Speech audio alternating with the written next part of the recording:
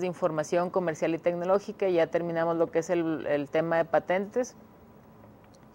Pudimos ver la importancia de conocer este sistema, algunas variedades del sistema o variables que existen a nivel internacional, las formas de presentación de las solicitudes, y después nos enfocamos más a lo que fue el sistema nacional, ¿sí? Las formalidades de presentación de la solicitud y pues la forma de redacción. No van a ser a lo mejor expertos en redacción ahorita en estos momentos, pero ya tienen una idea de cómo poderlo hacer. Les recomiendo, si ustedes próximamente van a redactar una patente, es una buena fuente de información, la base de datos de España. Pueden buscar a lo mejor un dispositivo similar a lo que ustedes están fabricando o elaborando y decir, a ver, ¿cómo lo está redactando él? ¿Qué menciona primero? ¿Qué menciona después? Entonces, de ahí darse una idea de cómo se van colocando. De la misma forma, es una buena opción para empezar a redactar los antecedentes, porque esa patente los va a vincular con otras patentes de antecedente y así sucesivamente, ¿sí? Entonces, es importante saberlo. Y bueno, esta parte de fuentes de información comercial y tecnológica nada más es introductoria, porque van a tener un módulo más adelante que se va a enfocar en esta parte. Y bueno, en el caso de la búsqueda de información tecnológica, también se le conoce como búsqueda del estado de la técnica o búsqueda del arte previo, ¿sí?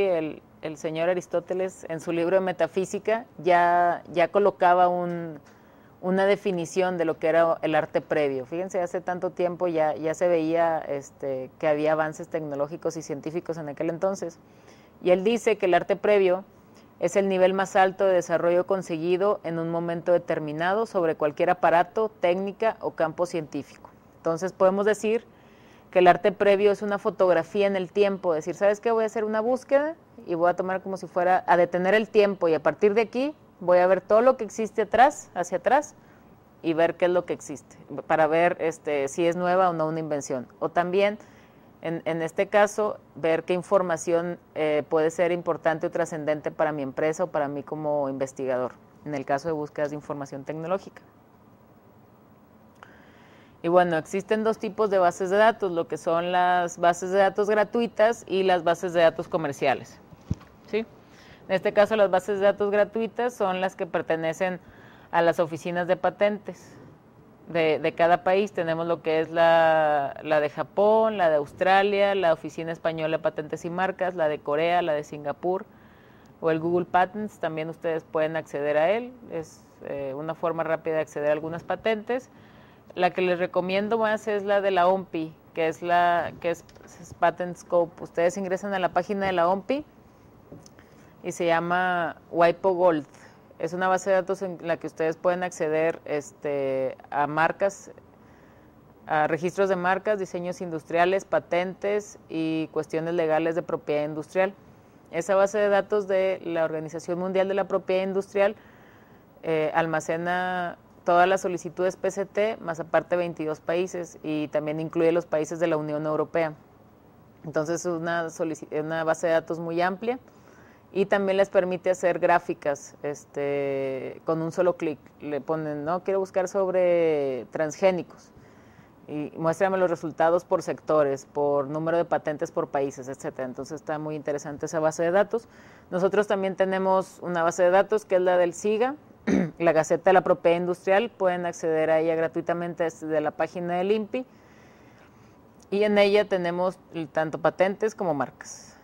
Todos los registros y cuestiones así. Al momento de que ustedes vayan a seleccionar una base de datos, en el caso de las bases de datos gratuitas, es importante tomar en cuenta qué tipo de información estoy buscando. Quiero patentes nacionales, quiero patentes internacionales, quiero saber su vigencia, etcétera. Por ejemplo, la base de datos de Estados Unidos tiene dos bases de datos dentro de ella, una de solicitudes y otra de patentes otorgadas. Las de solicitudes, pues aún, digamos que son las patentes que están en trámite, pero tienen acceso a ellas en formato full text y en formato TIFF. ¿Cuál es la desventaja de la base de datos de Estados Unidos? Que no podemos descargar las patentes completas, tenemos que descargar página por página, pero sí podemos descargar el full text completo, ¿verdad? Aparte de esa base de datos de solicitudes, tiene la base de datos de patentes otorgadas, y esas también tienen las mismas ventajas y desventajas. En el caso de la Comunidad Europea, tiene todas las patentes y solicitudes pues de la Comunidad Europea y aparte de 16 países de Latinoamérica. Entonces también es una buena base de datos la de la Oficina de Patentes Europea. Y ya, creo que ya, sí. En este caso, ¿cómo podríamos mejorar esa desventaja de la de Estados Unidos que no me permite descargar la patente completa? Bueno, encuentro la patente en la de Estados Unidos, anoto el número y me voy a la base de datos europea. En la base de datos europea me permite descargarlos en PDF todos los documentos y bajar los resultados en formato de Excel también. Entonces ahí puedo ir complementando las bases de datos. No me puedo nada más, o bueno, no debería enfocarme nada más en una. Nada más voy a buscar en la de México, nada más voy a buscar en la de Australia o en la de Japón, sino ir buscando cuáles son las mejores para nosotros. Aparte de las bases de datos gratuitas, tenemos las bases de datos comerciales, que en esas ustedes tienen que pagar, o bueno, digamos, obtener como una suscripción para tener acceso a las bases de datos. ¿Qué pasa? Estas bases de datos, WIPS, Delphium, toman la información de las bases de datos gratuitas, pero les agregan características de búsqueda para que ustedes puedan hacer otras funciones y cuestiones así, no sé, comparación, mapas de patentes, etcétera. Pero ya cada una tiene sus ventajas y desventajas, ¿verdad? Y bueno, con esta información obtenida de las bases de datos tenemos 3 tipos de información al final. La información de dominio público, que son documentos de patentes, que su vigencia se encuentra prescrita, como lo mencionamos al principio, y podemos utilizarlas porque ya son de dominio público. También tenemos la información que es de libre acceso, que son los documentos de patente, cuya protección no abarca el país donde nos interesa comercializar. En este caso a lo mejor no quedó muy clara la cuestión de la territorialidad. Y le quiero complementar esa parte con igual un usuario vendía tirantes, unas tirantes tirantes de pantalón. Las vendía en una feria. Él fue a España y se dio cuenta que esos tirantes pues eran muy novedosos. Dijo, ¿sabes qué? Los quiero traer a México para venderlos. Se contactó con el dueño de los tirantes españoles, vino a México y dijo, ¿sabes qué? Pues yo tengo 3 patentes. El dueño de los tirantes españoles dijo, no, pues aquí están las 3 patentes para que tú las vendas en México, ¿verdad? Los tirantes. Él se dedicaba a ir a las exposiciones comerciales de ropa, como Moroleón y cuestiones así. Entonces él estaba encantado pues porque tenía las patentes de los tirantes. Entonces pasa el tiempo, eran muy famosos sus tirantes y se da cuenta que las personas que estaban alrededor de su stand empezaban a comercializar los mismos tirantes que él, porque las personas veían que les compraban esos tirantes. Entonces se acercó con nosotros y dice, oye, ¿sabes qué? Es que mira, yo tengo estos tirantes, que yo tengo 3 patentes de ellos, pero me están infraccionando mis derechos porque las personas dueñas de los stands pues están haciendo copias y copias y copias, pero de otro color, y la gente pues los está comprando porque los están vendiendo más baratos. ¿Por qué? Porque yo las tengo que vender más caras porque le estoy pagando regalías a la persona en España. No, señor, pues a ver, hay que ver si tienen registro en México, tráiganos los documentos de patentes. Se va el señor, regresa, nos trae los registros, y uno era de Australia, otro era de Inglaterra y otro era de Estados Unidos. Decía, aquí están mis patentes. Pues señor, no tiene ninguna en México. Dice, y entonces, pues no puede hacer nada, porque nunca lo registró en México. Esas patentes son válidas en esos territorios, pero aquí usted pudo haberlas comercializado, esos tirantes, sin ni siquiera estar pagando regalías. Entonces el señor tuvo como 3 años pagando regalías, y pues bueno, se quedó muy desilusionado por el hecho de no poder tener ese derecho exclusivo. Entonces, si ustedes están utilizando tecnología que le están licenciando de otro país, revisen que esté registrada aquí en México, para que no les vaya a pasar lo mismo, ¿verdad? Y entonces eso nos lleva a lo que es la información de libre uso, perdón, de libre acceso, de libre uso, ¿verdad? Que es la información cuya protección no abarca el país donde nos interesa comercializar. Esa parte es muy importante. ¿Sí? De la pregunta. Creo que no se escucha.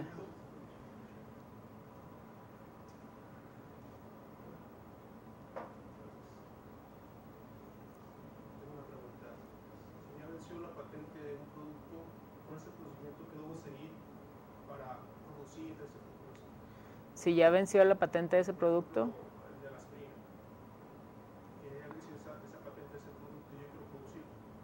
lo puedes producir como tú quieras. No, aquí en este caso, en cuestiones de medicamentos, tú lo empiezas a producir por el método que tú prefieras mientras no esté protegido, pero ya al momento de comercializarlo, ahí sí tienes que tener algunos permisos. Vaya, el INPI no te va a dar esos permisos, tienes que ir a Salubridad, a la COFEPRIS y revisar qué permisos se necesitan para comercializarlo. Pero nadie te podría demandar por utilizar ese procedimiento o ese compuesto.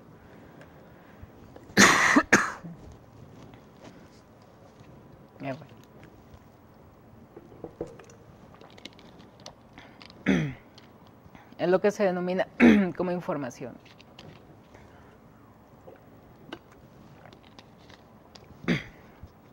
Es lo que se denomina como información de dominio público.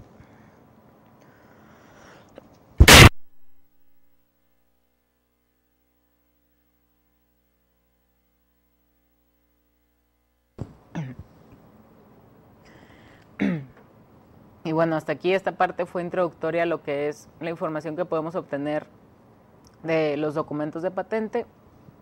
No sé si tengan alguna duda. Ya sería la sección de preguntas y respuestas. No sé.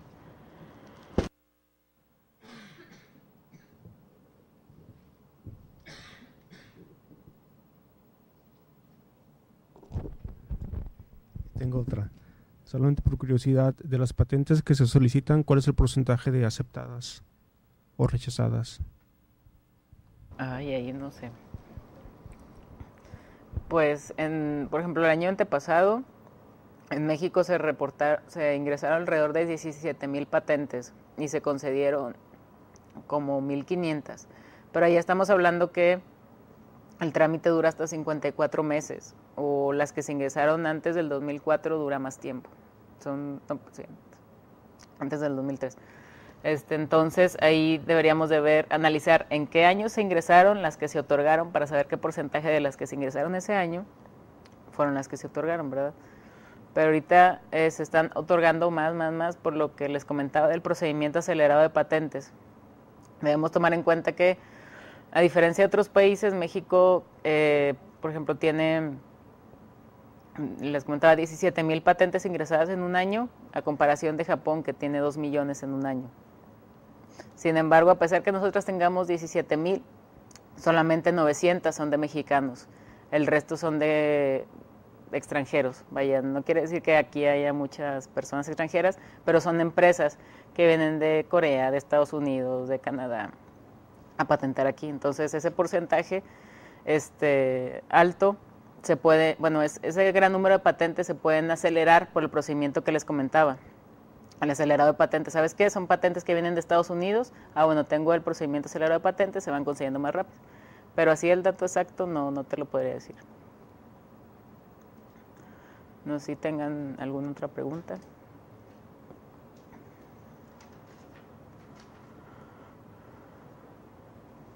¿No?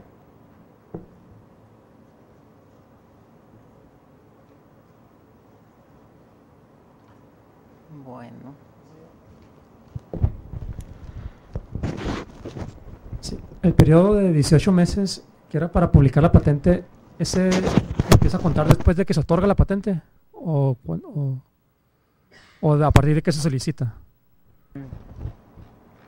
Vamos a ver el cuadrito. Vamos a buscar el diagramita para explicarlo.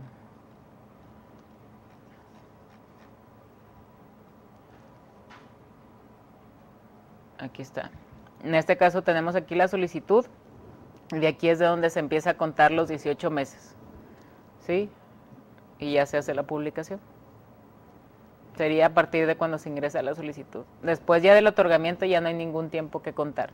Ya lo único que queda después de que se otorga es mantener las tasas de pagar, digamos, las anualidades, ir pagando las anualidades. Cada año, al menos aquí en México, se debe pagar una anualidad, que no es mucho, son alrededor de 900 pesos cada año hasta que se vence la patente, ¿verdad? Y si es ese tiempo. Lo mismo, la protección comienza desde el momento de la solicitud. Una vez que se otorga, en todo este tiempo yo tengo en el tiempo del examen, tengo una expectativa de derecho. No soy dueño completamente de la invención, pero sí tengo una fecha de prioridad, vaya. Si alguien más me infracciona en ese tiempo, yo puedo ir juntando pruebas certificadas para que cuando me lo otorguen, el tiempo se hace retroactivo a la fecha de presentación de solicitud y en ese tiempo en que fui infraccionado puedo ejercer alguna acción legal sobre esa persona y me paga daños y perjuicios por los 20 meses, 10 meses que estuvo utilizando esa invención. No sé si me expliqué, ¿no? Bueno, ¿tenías otra? Sí, bueno, otra pregunta es sobre si una patente está, no, un producto tiene una patente en otro país y no está protegido aquí en México, ¿puedo hacer uso de esa patente? ¿Eso se entra como información pública o, y no, yo no puedo hacerlo exclusivo? No.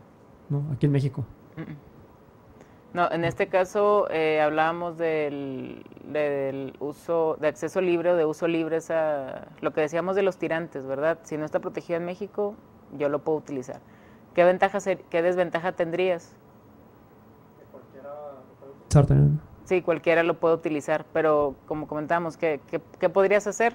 Tener una buena estrategia comercial. Decirle al público, ¿sabes qué? Yo fui el primero en que lo trajo a México.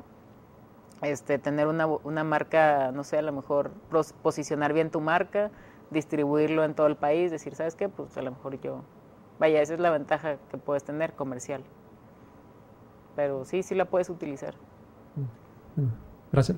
Bueno, cabe mencionar que hay que dejar pasar el tiempo de prioridad. Revisar, ¿sabes qué? Está patentado en Estados Unidos y ya pasaron los 12 meses, entonces ya es de dominio público aquí, porque recuerden que si se ingresa una solicitud, tienes 12 meses para patentarla en otro país o para ingresarla en otro país.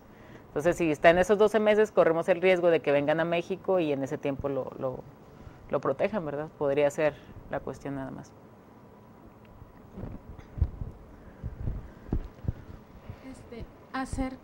Cuando platicaba acerca de lo del primer uso, del registro de primer uso, ¿cuáles son los documentos que a mí me pueden dar, con los que yo puedo validar que yo fui la primera persona que desarrolló tal tecnología? Para la parte legal, ¿no? O sea, ¿qué tipo de documentos yo debo presentar que vayan a validar que yo fui la primera persona que desarrolló? En este caso del primero en inventar solamente se utiliza en Estados Unidos y en lo que se basa principalmente son en evidencias en caso de laboratorios. Es decir, ¿sabes qué? Aquí tengo diagramas donde yo empecé a estructurar mi invento, donde empecé a planear la investigación. Aquí tengo mis resultados de esta máquina que me dio la lectura de tales muestras, cuestiones así, es lo que se analiza. Ya si dices, bueno, pues es que la fecha a lo mejor yo le pude haber puesto hace 2 años a mano, pues ya se aplican otro tipo de estudios de la antigüedad de la tinta y cuestiones así, pero sí es muy riguroso y sí se respetan al menos los diarios de investigación de los laboratorios, no sé, eso sí, es lo que se utiliza, vaya. No sé si tengan alguna otra pregunta. ¿No?